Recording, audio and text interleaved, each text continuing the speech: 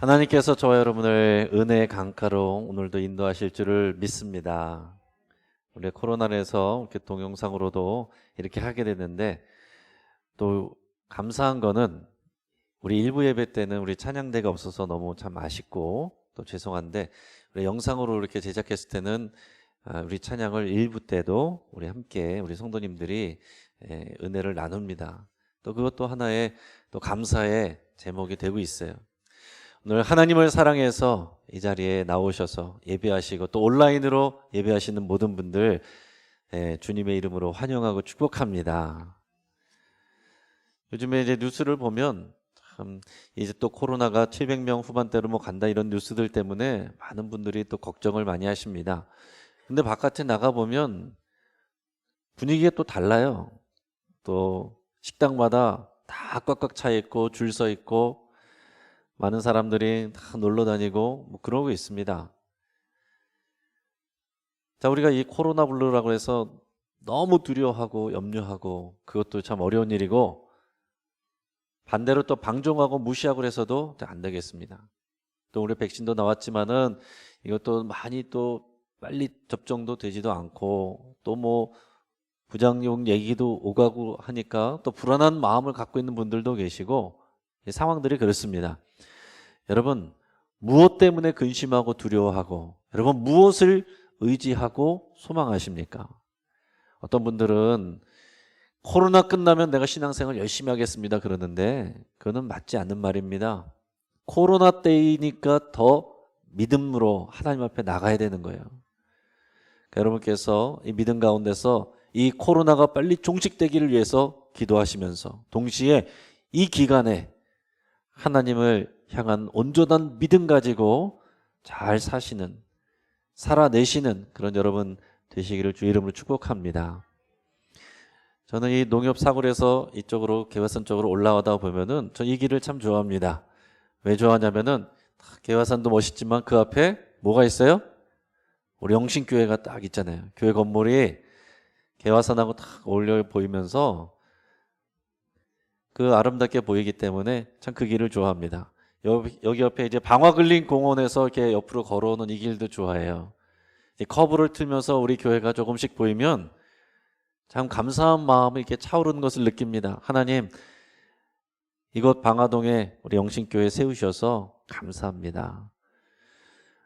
우리 중간에 온 분들도 그럴 수 있지만 혹시 관심이 없는 분들은 또 이게 잘 보이지도 않아요. 여기 있는지도 모르는 분들도 계십니다. 그런데 또 이 교회를 사랑하고 또 이 교회 건축 과정부터 같이 기도하고 헌신하고 희생하고 기도했던 분들은 얼마나 또 보는 눈이 남다르겠습니까?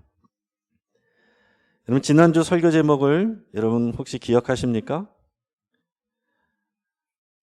네, 기대하지 않고 물어본 거니까 괜찮아요. 네, 권위를 인정하라. 하나님의 권위를 인정하라 였습니다.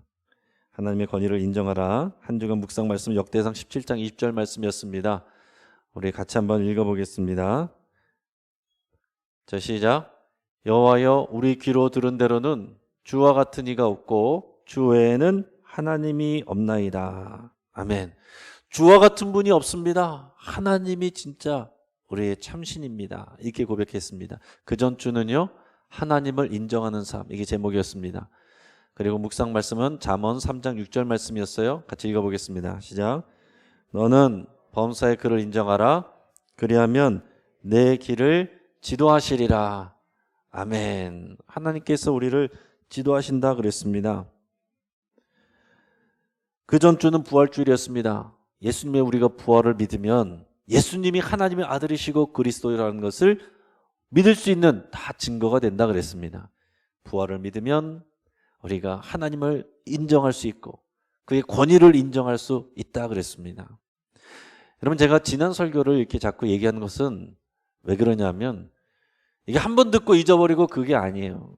여러분, 우리가 그때그때 은혜 받고 그냥 또 다른 은혜, 또 다른 일들 그냥 생기고 다 다른 것이 아니라 이어지고 있는 것입니다. 우리의 삶은 이어지고 있는 것이고 하나님의 은혜는 흘러가고 있는 것입니다. 그래서 설교도 이어지고 있는 거예요.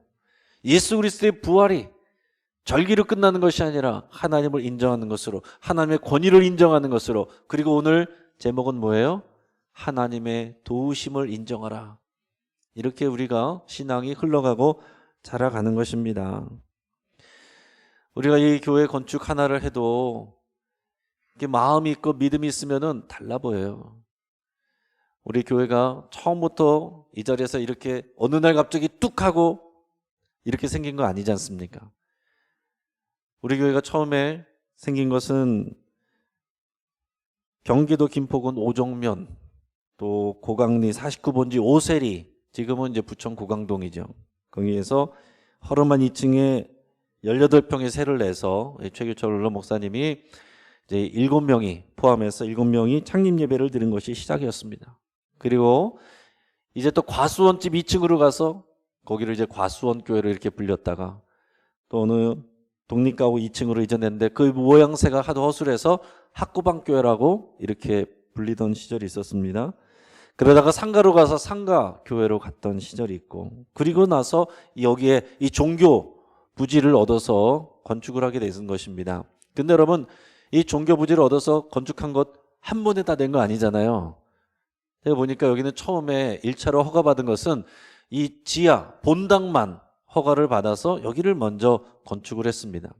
그리고 나서 2차로 허가를 받아서, 증축 허가를 받아서 이제 5층까지 올리려고 했던 거죠.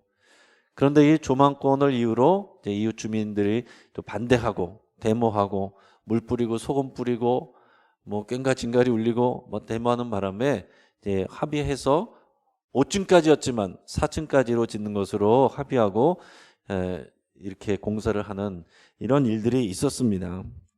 이런 어려움들을 겪으면서 완성이 됐는데, 제가 기록을 보니까 1993년 8월 초에 기공식을 했는데 이게 완공, 준공 이 검사가 완료된 것이 2001년 10월 5일이었습니다. 자, 그렇게 되니까 완료되기까지 이 교회 하나 지어지는데, 건물이 지어지는데 8년이 넘는 시간이 걸린 것입니다. 그냥 된 게 아니는 것이죠.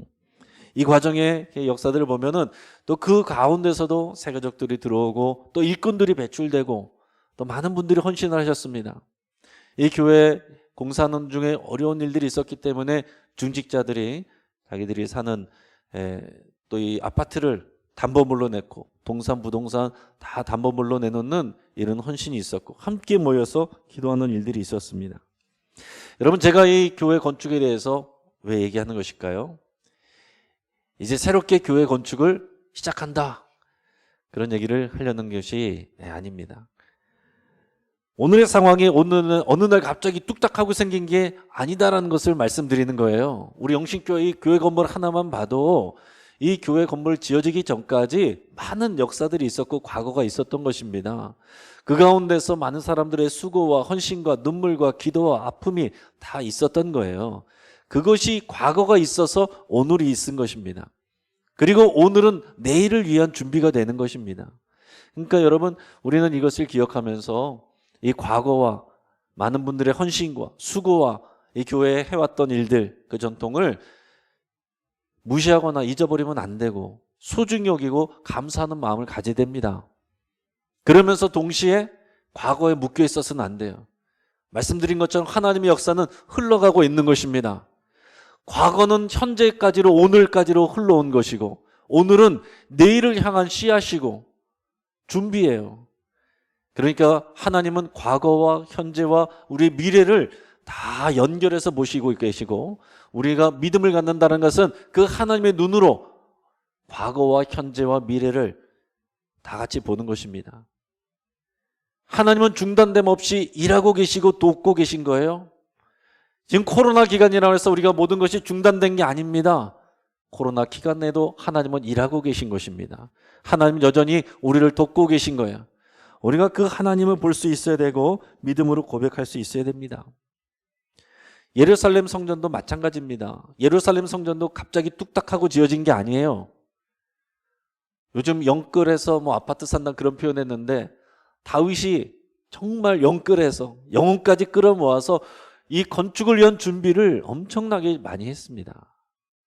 그리고 실제로 현장 간부들, 인부들 수고하는 사람들이 있었고 또 솔로몬을 도울 많은 지도자들과 방백들과 장로들이 있었습니다. 그리고 그 가운데서 솔로몬이 맡아서 한 거예요. 무슨 말입니까? 많은 사람들의 노력과 도움과 연합을 통해서 하나의 성전이 건축되었다라는 얘기를 하는 것입니다. 그래서 오늘 본문에는 이 예루살렘 성전을 건축하는 그 준비 과정이 나오는데요. 다윗이 먼저 이스라엘에 거주하고 있는 이방인들, 그 사람들을 다 불러 모아가지고 일꾼으로 준비해 놓습니다. 그리고 석수들을 시켜가지고 돌들을, 성전에 쓰일 돌들을 다 다듬어 놓게 했어요. 그뿐만 아니고 이제 문짝을 달고 뭐 하려면은 여러 가지 필요한 철이 있어야 되잖아요. 못을 만들어야 될 그 철들을, 그리고 놋을, 오늘 성경에 보면은 무게를 심히 무거워서 너무 많아서 무게를 달 수 없을 만큼 많이 준비했다 그랬습니다. 그리고 고급 건축 자재인 백향목을 두로와 시돈에서부터 다 수입해서 다 준비해 놨어요.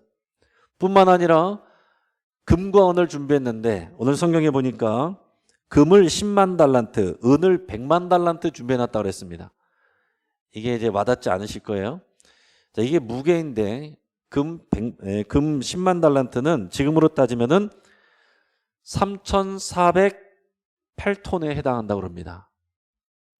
그리고 은은 100만 달란트는 약 34,080톤에 해당한다고 그래요. 놀랍지도 않죠? 여러분 이 정도 다 집에 쌓아놓고 계시죠? 이게 너무 와닿지 않으니까 우리가 놀랍지도 않아요. 이게 생각할 수도 없는 그런 양입니다. 자, 이것을 값으로 환산하면 지금을 우리가 노동자 하루 품삯을 만약에 7만 원으로 친다. 그러면은 이 금값이 6,300조, 은값이 4,200조 원이 된다는 거예요. 그 정도 여러분 다 통장에 있으시잖아요. 이게 상상하기 어려운 이런 놀라운 준비를 정말로 다윗이 최선을 다해서 해놨다라는 것입니다. 다윗은 얼마나 자기가 자기 손으로 이 성전을 짓고 싶어 했는지 몰라요. 그런데 하나님이 안 된다 그랬어요.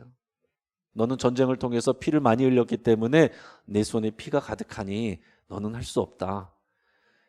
그러나 너의 아들 솔로몬이 이것을 짓게 할 것이다. 솔로몬의 그 이름 자체가요, 샬롬, 평화, 그 이름과 연관되어 있는 이름이에요. 그러니까 하나님의 성전은 하나님의 평화가 임하는 것이어야 된다는 것이죠. 그래서 솔로몬을 통해서 짓게 하신다고 그랬습니다. 자, 그런데 지금 다윗은 이렇게 준비를 해놨지만은 걱정이 있어요. 왜 걱정이 되냐? 이 큰 공사를, 이 자재만 해도 이렇게 엄청난데 이 큰 엄청난 대공사를 과연 아직 어린 솔로몬이 경험도 없는데 잘 해낼 수 있을까? 너무 걱정이 되는 것입니다. 솔로몬은 또 장자도 아니에요. 그 위에 이복 형들이 있습니다. 그 솔로몬이 왕이 돼서 이걸 하면은 얼마나 또 질투하고 시기하고 여러 가지 일들이 있겠습니까? 자, 그러니까 이제 이런 일들에 대해서 염려하면서 어린 솔로몬을 불러서 이제 당부를 하는 거예요. 그게 이제 오늘 본문의 시작입니다. 당부를 하면서 너는 오직 하나님의 도우심을 구하라. 하나님의 도우심을 구해야 되고 너는 그 일을 위해서 너는 하나님 앞에 절대 순종해야 된다. 당부하고 있는 것입니다. 오늘 본문의 11절 12절 말씀을 같이 읽어보겠습니다. 자, 시작. 이제 내 아들아, 여호와께서 너와 함께 계시기를 원하며 네가 형통하여 여호와께서 내게 대하여 말씀하신 대로 내 하나님 여호와의 성전을 건축하며 여호와께서 내게 지혜와 총명을 주사 내게 이스라엘을 다스리게 하시고 내 하나님 여호와의 율법을 지키게 하시기를 더욱 원하노라. 아멘. 하나님께서 너와 함께 계시고 너를 도와주셔야 이 일을 감당할 수 있는 거야. 하나님께서 너를 도와주시기를 원한다면 너는 하나님 앞에 그 말씀에 철저하게 순종해야 된다. 이걸 당부하는 것입니다. 그리고 혼자 할 수 없으니까 그 이스라엘의 방백들, 그 지휘관들, 다윗과 함께 왔던 이 역전의 용사들, 이 장로들을 다 불러 모아서 당부합니다. 솔로몬을 도와주고 하나님의 도우심이 있도록 너희도 순종하라. 그것을 설명합니다. 17절에서 19절까지 말씀을 같이 읽어보겠습니다. 자, 시작. 다윗이 또 이스라엘 모든 방백에게 명령하여 그의 아들 솔로몬을 도우라 하여 이르되 너희 하나님 여호와께서 너희와 함께 계시지 아니하시느냐? 사면으로 너희에게 평온함을 주지 아니하셨느냐? 이 땅 주민을 내 손에 넘기사 이 땅으로 여호와와 그의 백성 앞에 복종하게 하셨나니 이제 너희는 마음과 뜻을 바쳐서 너희 하나님 여호와를 구하라. 그리고 일어나서 여호와 하나님의 성전을 건축하고 여호와의 언약궤와 하나님 성전의 기물을 가져다가 여호와의 이름을 위하여 건축한 성전에 드리게 하라 하였더라. 아멘. 솔로몬 왕 도와줘라. 잘 도와줘라. 그리고 그 도움 가운데 오직 하나님이 은혜 주셨고 하나님이 함께 하셔야 된다. 하나님께 순종하면서 하나님 의지하면서 함께 도와라. 이렇게 당부한 것입니다. 자, 여러분, 예루살렘 성전 누가 진 것입니까? 다윗도 있고 솔로몬도 있고 일꾼들도 있고 이 방백들도 있는 거예요. 다 같이 합심해서 이 성전이 지어지게 된 것입니다.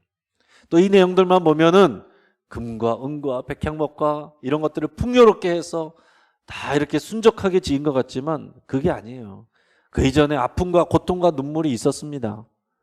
이 성전을 짓기 전에 어떤 일이 있었는지 아십니까?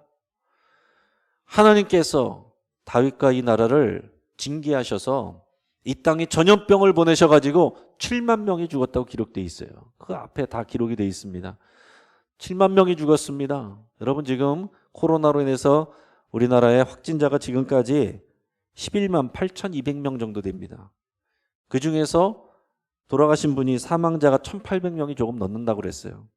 그런데도 지금 온 나라가 지금 두려워하고 염려하고 모든 것이 멈춰져 있는 이런 상황인데 7만 명이 그 당시에 전염병으로 죽었다.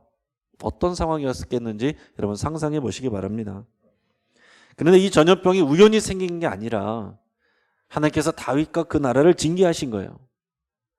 왜 그랬습니까?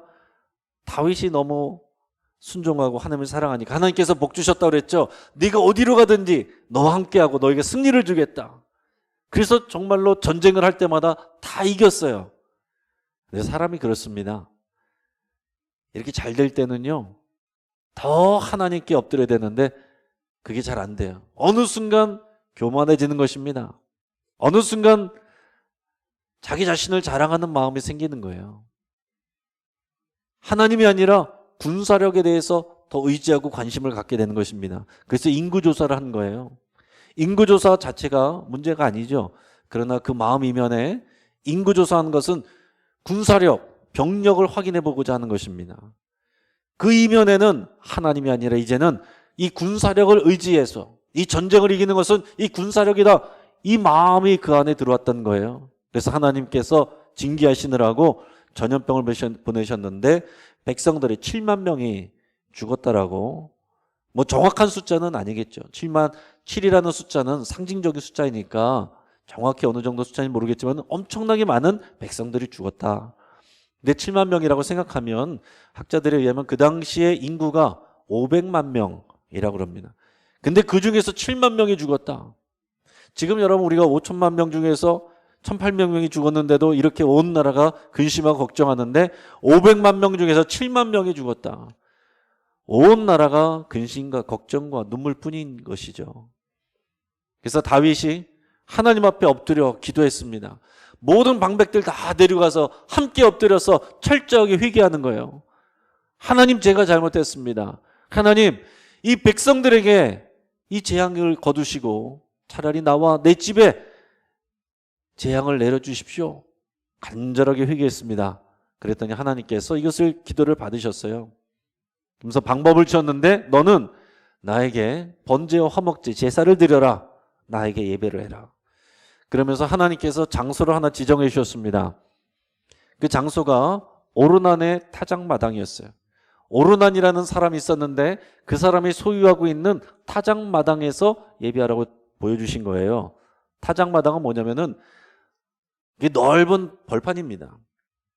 이제 거기에서 이제 추수한 곡식들을 타작하는 곳이기 때문에 그것을 타작마당이라고 부르는데 그 오르난에서 돈을 주고 그 타작마당을 사서 거기서 번제와 화목제로 하나님께 제사를 드렸어요. 그랬더니 하나님께서 그것을 받으시고 용서하시고 재앙을 멈추게 하셨습니다. 그랬더니 이제 감사하고 감격해서 하나님이 나를 용서해 주셨고 이 예배를 받으셨기 때문에 너무 감사한 거죠. 이 재앙을 그쳐주셨기 때문에 하나님 앞에 고백을 합니다. 그 고백이 오늘 우리 읽지 않았지만 본문 앞에 22장 1절의 고백이에요. 한번 읽어보겠습니다. 자, 시작.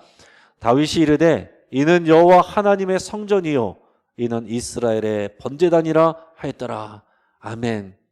자, 이는 여호와의 하나님의 성전이요 우리를 용서하시고 우리 예배를 받으셨으니 이 타작마당 이 자리가 하나님의 성전입니다. 이렇게 고백하였어요.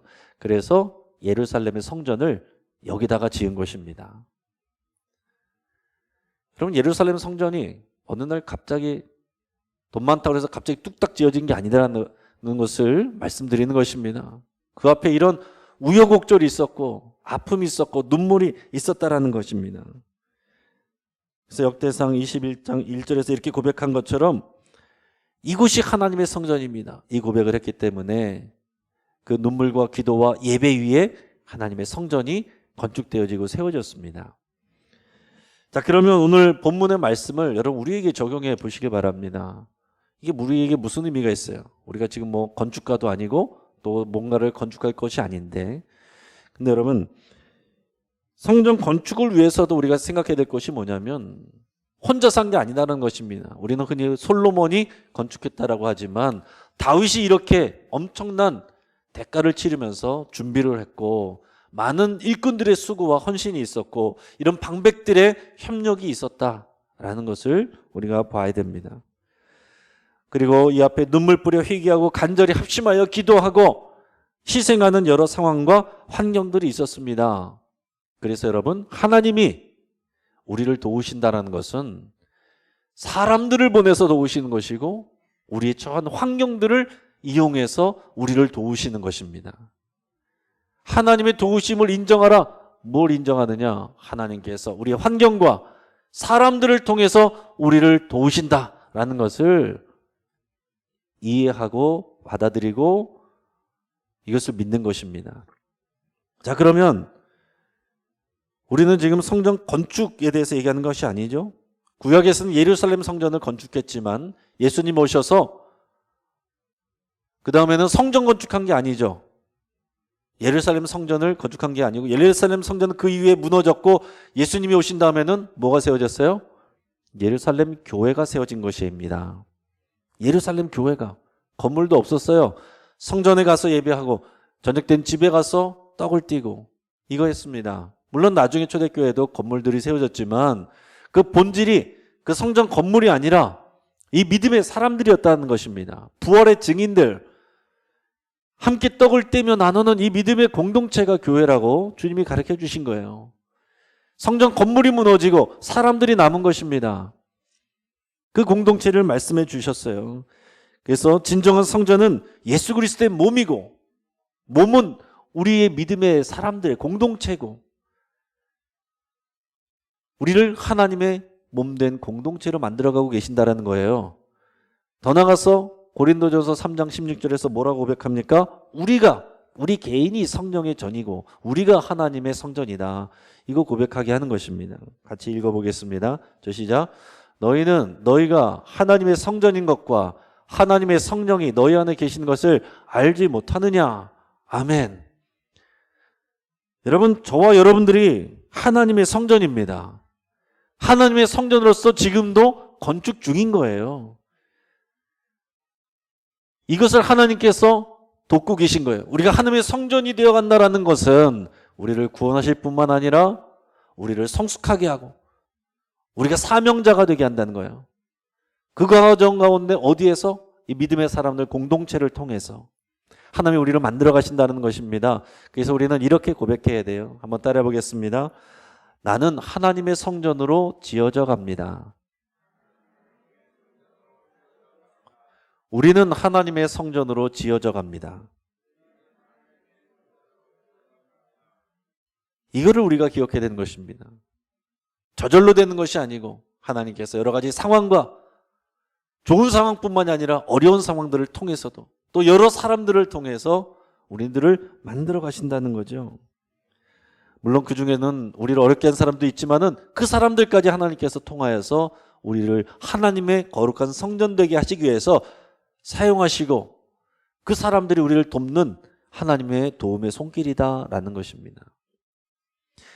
어떤 인류학자가 아프리카의 어느 가난한 마을에 가서 아이들을 불러 모으고 게임을 하나 제안을 했습니다. 나무에다가 거기서 보기 어려운 맛있는 과일들을 바구니에다 담아놓고서 아이들을 불러 모아서 자, 너희가 출발해서 제일 먼저 1등하는 사람에게 저거를 다 먹을 수 있게 해주겠다 그랬습니다.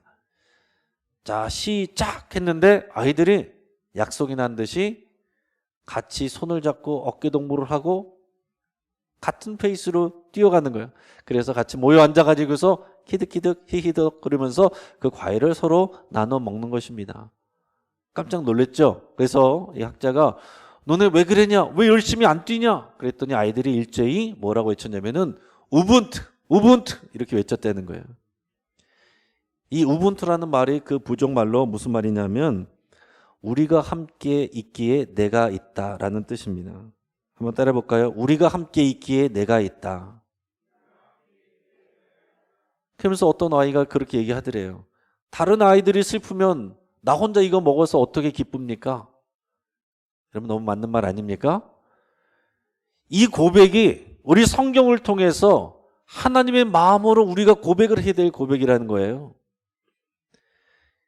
이제 예루살렘 성전도 무너졌는데 하나님은 우리 믿음의 사람의 공동체를 세워가시고 우리는 단지 교회를 나의 유익을 위해서 나의 행복과 성공을 위해서 교회를 왔다 갔다 하는 사람, 다른 사람들은 모르겠고 내 것만 하면 되는 그런 사람으로 왔다 갔다 하는 것이 아니라 우리 옆에 있는 사람들을 나에게 돕는 사람으로 보내시고 또 나를 이 사람들을 돕는 사람으로 하나님께서 사용하신다는 거죠. 여러분 생각해 보십시오. 지금의 내가 있기까지 어느 날 갑자기 내가 뚝 하고 오늘 이 자리에 있는 것이 아닙니다. 내가 자라는 동안 우리 부모님들이 물심양면으로 사랑해 주시고 키워주시고 돌봐주셨습니다. 또 우리를 이모저모로 몰랐던 우리를 여러 가지로 가르쳐줬던 선생님들이 있습니다. 또 조건 없이 같이 놀아주고 또 같이 추억을 공유해주는 친구들이 있습니다. 또 우리에게 신앙을 가르쳐주고 전수해줬던 교회 목사님, 전도사님, 선생님들이 있어요. 또 그 중에는 좋은 사람들만 있는 것이 아니라 나를 힘들게 하고 나를 눈물 나게 했던 그런 사람들도 있습니다. 그러나 하나님은 그런 상황과 환경과 눈물과 그런 사람들까지 다 합쳐서 우리를 하나님의 거룩한 성전으로 만들어가고 계신다라는 거죠. 이게 우리의 믿음의 고백이어야 됩니다. 이 믿음을 고백해야 우리의 삶이 하나님의 눈으로 보이기 시작하는 것입니다. 우리 상황과 이 교회와 우리 가정과 이 세상이 하나님의 눈으로 보이기 시작하는 거예요. 왜 도대체 하나님이 살아계시다면 이런 일이 일어날까? 왜 하나님 가만히 계실까? 가만히 계신 게 아니고 저와 여러분들을 통해서 일하고 계시고 돕고 계시다라는 것을 알아야 됩니다. 우리 환경도 마찬가지죠.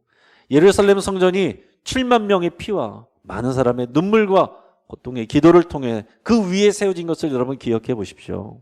한국교회, 우리 영신교회도 마찬가지입니다.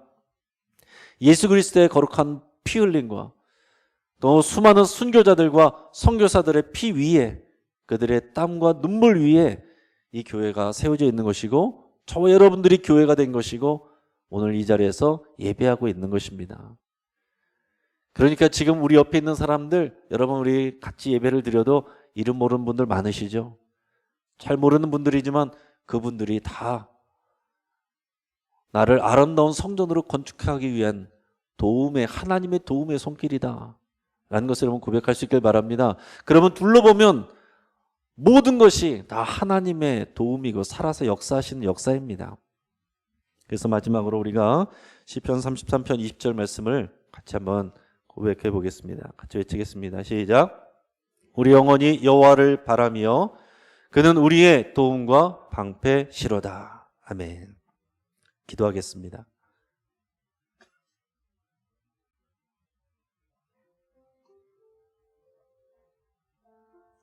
여러분 오늘 말씀을 마음에 새기시고 오늘의 내가 있기까지 나를 이모저모로 돕고 돌보고 인도해줬던 수많은 사람들을 떠올리며 그분들이 다 하나님의 도우심이었구나 하는 것을 고백하고 감사기도 드릴 수 있기를 바랍니다. 또 하나님께서 나를 하나님의 성전으로 건축해가고 계시고 또 다른 사람을 그렇게 만드시기 위해서 나를 하나님의 도구로 하나님의 도움의 손길로 사용하시기를 원하십니다. 우리의 삶을 하나님의 쓰임에 받게 나를 사용하시옵소서. 나를 통해서 다른 사람들을 살리고 하나님의 아름다운 전으로 건축하게 하여 주옵소서. 여러분 이 고백으로 하나님 앞에 같이 기도할 수 있길 바랍니다. 하나님 감사합니다.